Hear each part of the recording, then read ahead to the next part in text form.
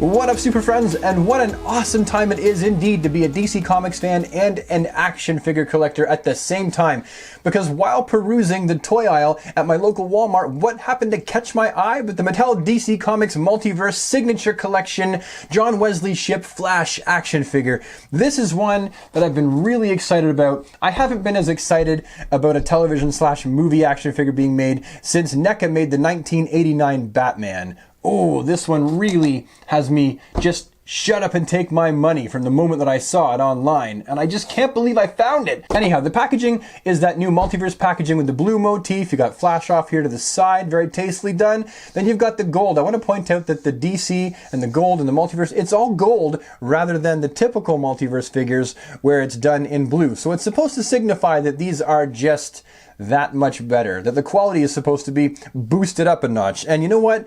I think that that's what we're going to see with these figures. On the back, we just have a picture of the, the prototype. We got Batman over here. Again, that's a picture of the prototype, not actually what you get. We got John Wesley here, and then a whole bunch of languages and stuff that I don't understand, and no write-up at all about the character. No bio or anything. Anyway, you're here to see it out of the package, and I want to see it out of the package just as much as you do, so let's just pop him out.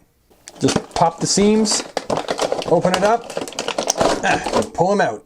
And here's what you get. So you get this fancy dancy action figure stand that comes with all these different holes, as well as this piece on the back that attaches to an arm that goes into Flash's back. This is a really fancy stand, and Mattel hasn't offered anything like this ever. So that's kind of neat. You also get this card that goes in the back of the action figure stand like so. So he's got kind of like a backdrop to stand in front of. You also get this piece right here, which hooks into the stand just like that, in that slot, and this will go right into Flash's back to make sure that he's really nice and firm and stable for, say, running poses or something like that. You also got extra hands. These ones right here that are kind of open, and I'm not really sure what they're doing, but you get them. And you also get these hands here, which are clearly intended to be running hands for the Flash, that look deceptively like the hands that came with the Rebirth Multiverse Superman to be his flight hands. Either way, so you get these hands too. And then of course you get the John Wesley Shipp Flash action figure.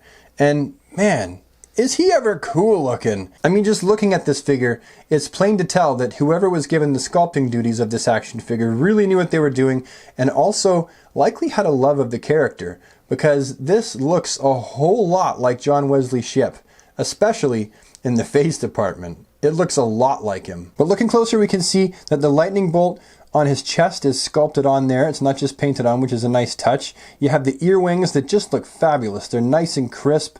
They've got his eyes that are nice and crisply painted on there. No paint slop around the mask, none around the eyes.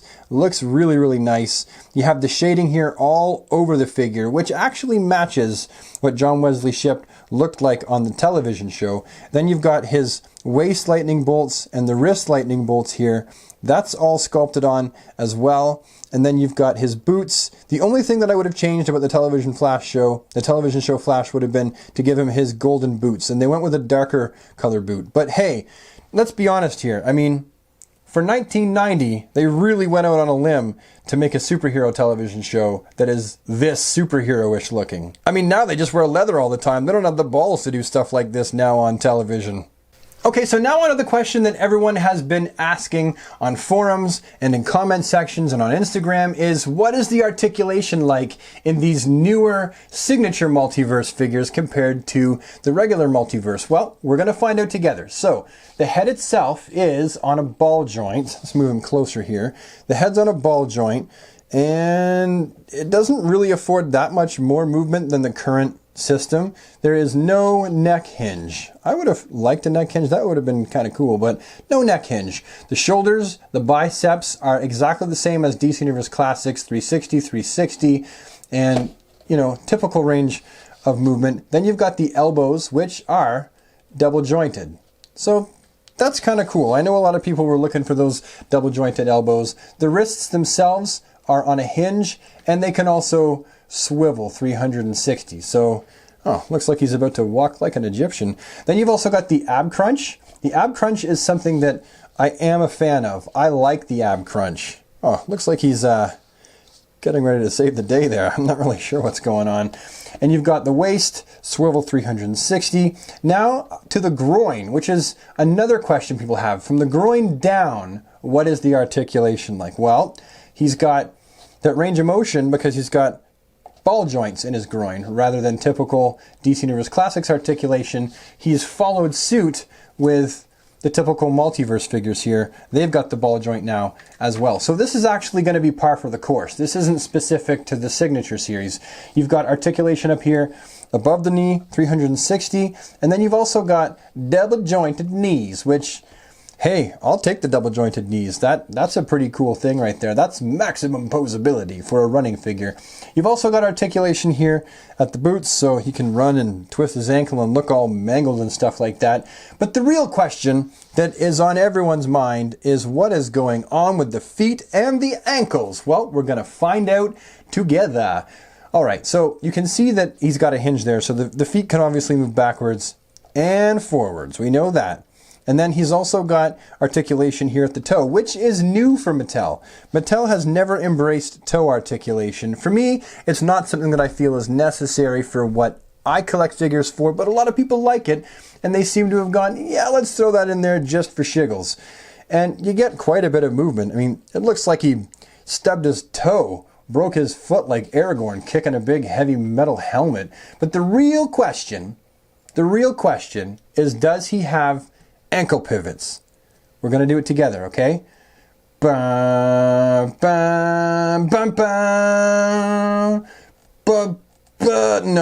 doesn't have no ankle pivot. So with all the new articulation, and believe me, I'm thankful for the new articulation. I think that this is a beautiful figure, regardless of having no ankle rockers or pivots. The fact still remains, there are no ankle rockers on this figure. No pivot whatsoever, which would have made sense that they would have put the pivots in there, but they didn't. Still a marvelous figure, but no ankle pivots. Oh, one more piece of articulation that I missed while recording the video. My battery and my camera died, so I'm recording this on my iPhone. Is the same way that the bicep has that 360 degrees swivel, you've also got right here articulation in the form of a 360 swivel right below the elbow. So that's a piece of articulation that we're not used to seeing in Mattel figures as well. That's kind of cool. Now I brought out a few other action figures of Flash to compare to John Wesley Shipp here.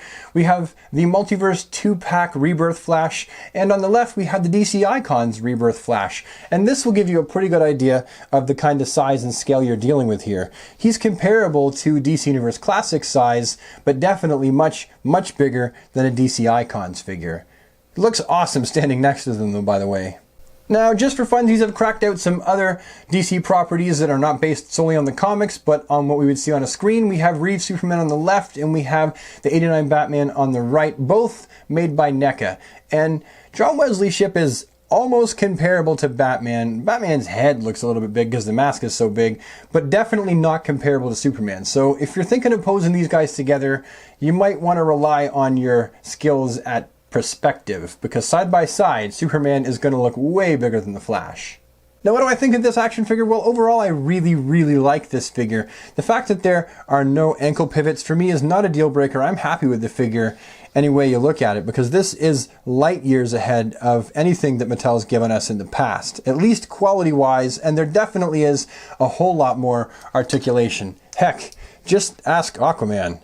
I mean, I'm happy with the articulation in the DC Universe Classics in general, but this is still light years better. Anyhow, that about sums up this video, and I think I've said about everything I have to say about this John Wesley Shipp Flash action figure, so if you have anything to say about it as well, leave it down in the comments section below, because I love to hear from you. If you like this video, please slap a like on it so I know that you liked it, and if you think you may want to see more of my sort of content show up in your inbox, well, don't be afraid to hit the subscribe button and ding the bell so that you never miss a video, and I'll see you next time with the next one.